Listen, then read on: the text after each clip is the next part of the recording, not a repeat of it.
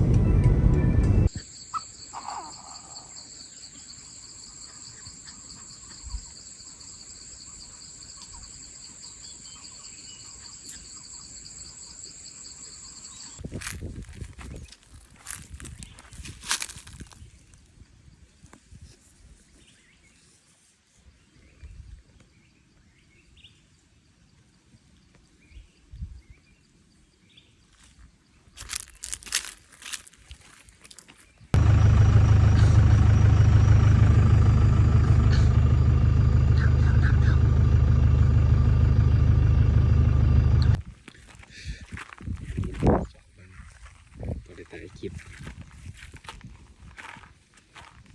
นี่ช่วยก่อนมานี่ข่าวนี้เลยทายกับท่านแก้วมันเยอะกว่าทางลงตัวนี้นะครับไปคุณมาแต่หอมฟ้าไปแต่มันเกิดมาหอมแต่เจ้านี่พออยู่นี่ได้นะโอ้ท่านโอ้เสียดายเลยพอได้คลิปแต่ยังไม่ได้คลิปแต่แม่มาได้เลย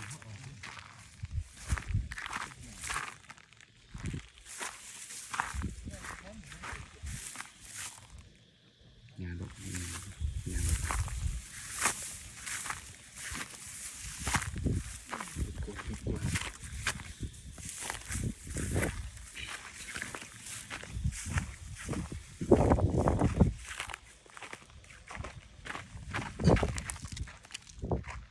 ยังไงคน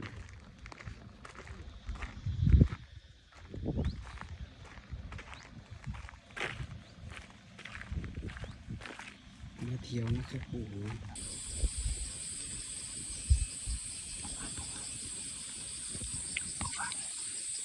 ตาเบิ่งมันเที่ยวกันบ่อยถ่ายคลิป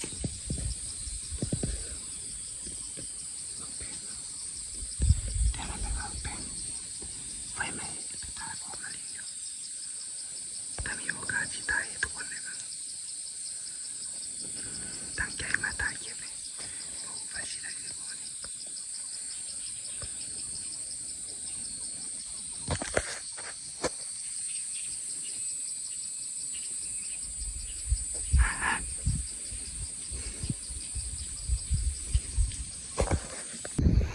เมื่อยนอดเข่าเต็มเมื่อยละไปนั่งอยู่นั้นอยู่รูปนั้นห้อยเต็มทีแต่ว่าเราอยู่ไกลกันหลายเรายิงนกยิงหนูแล้วเราว่าจะตายคลิปเมื่อเราเห็นมันซ้ำคืนนี้ก็ย่างเรียบดงตัวนี้เวลาออกฝุ่นมาไกลๆก็บ่เห็นตั้งใจว่าสิได้จะคลิปจากไรคืนนี้ก็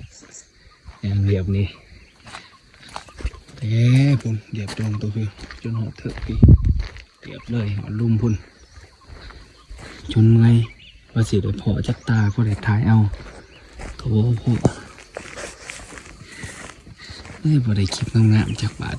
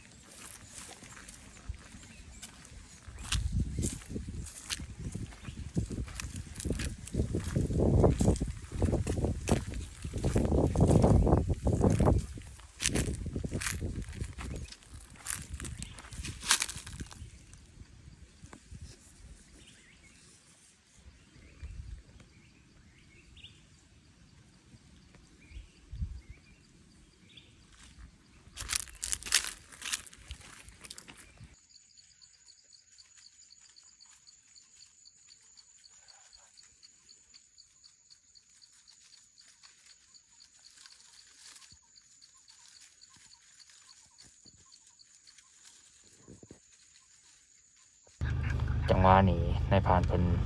เห็นหมูป่าใหญ่เนาะเลย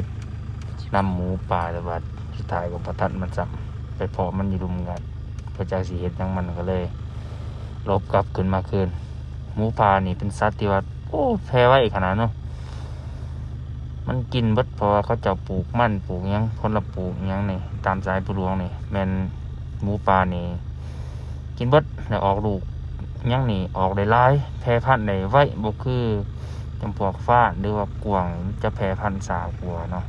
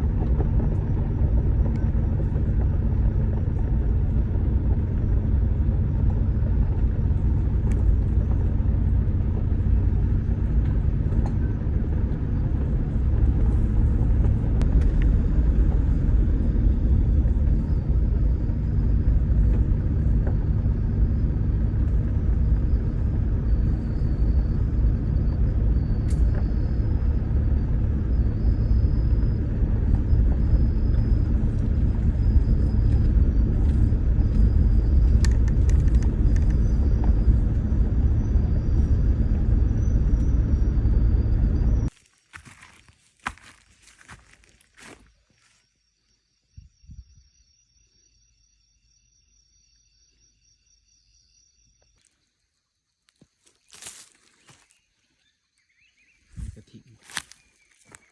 ใส่หัวกระถิ่น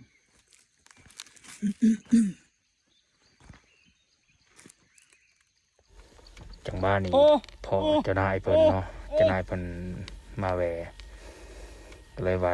หมูป่ามันลงในดิดงนี้ว่าซั่นกินของเขาหลายก็เลยเจะนายได้สั่งว่าไปพากันโหไอ้น้องเฮาไอ้น้องทหารมีทหาร5-6 คนพากันไล่หมูป่าแต่สุดท้ายหมูบ่อยู่ หมูออกไปอยู่ดงหม่องใหม่โอ้ไล่จนเมื่อย